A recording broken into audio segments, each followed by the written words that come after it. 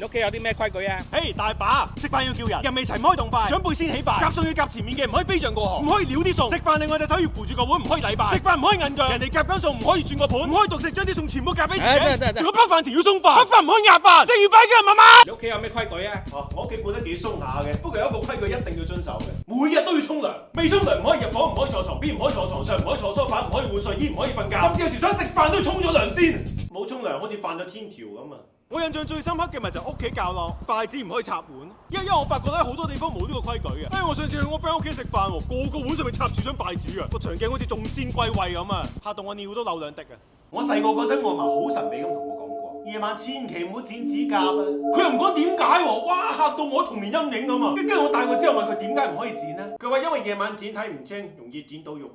你覺得廣東人嘅規矩係咪好繁瑣啊？睇起身繁瑣啫，其實個目的都係想我哋長大之後懂禮貌有家教啫嘛。我哋屋企嘅規矩就好簡單啦，一個啫，夜晚唔翻屋企食飯要提前24個鐘頭講，特別係煲咗湯嗰晚。